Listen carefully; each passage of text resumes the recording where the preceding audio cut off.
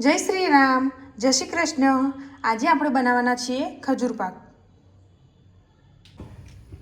એક કડાઈમાં આપણે થોડું ઘી લઈ લઈશું।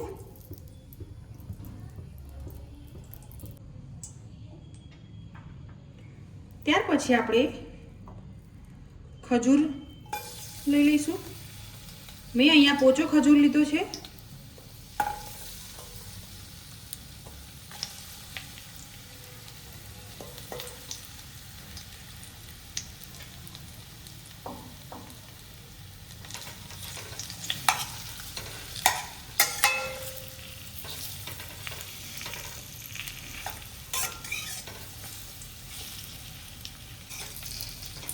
ત્યાર પછી આપણે આ ઘીમાં આપણે શેકી લઈશું। આ એકદમ પોચો થઈ જશે ખજૂર, એ રીતે આપણે આને શેકી લઈશું।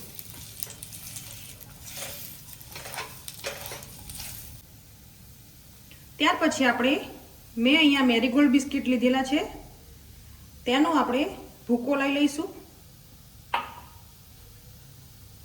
ત્યાર પછી ટોપરાનું થોડું છીણ લઈ લઈશું।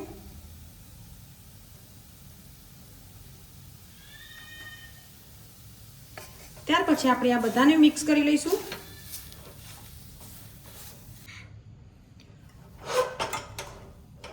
તમે જોઈ શકો છો આપણે એકદમ પરફેક્ટ મિક્સ થઈ ગયું છે।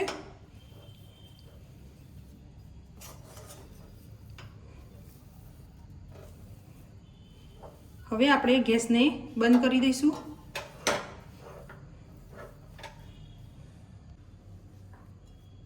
ત્યાર પછી એક બિસ્કિટ લઈ લઈશું। તેના પર આપણે ખજૂર પાક આ રીતે લગાવી લઈશું।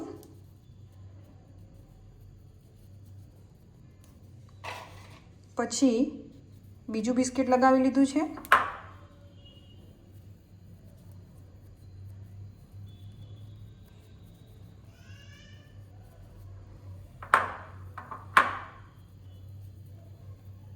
આ રીતે બધી બાજુથી આપણે લગાવી લઈશું।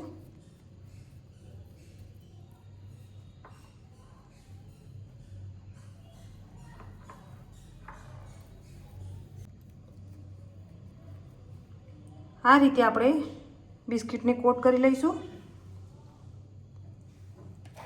ત્યાર પછી મેં અહીંયા ટોપરાના છીણ ઉપર આ રીતે લગાવી લઈશું।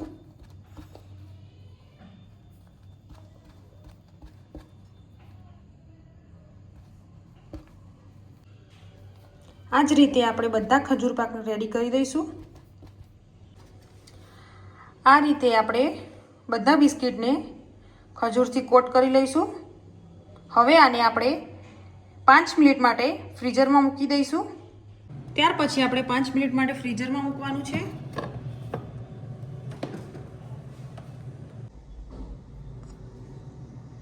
પાંચ મિનિટ પછી આપણે ખજૂર પાકને નીકાળી લઈશું।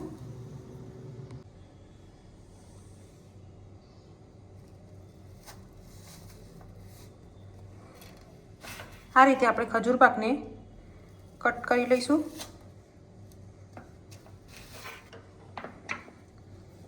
તમે જોઈ શકો છો એકદમ પરફેક્ટ આપણા ખજૂર પાક રેડી છે।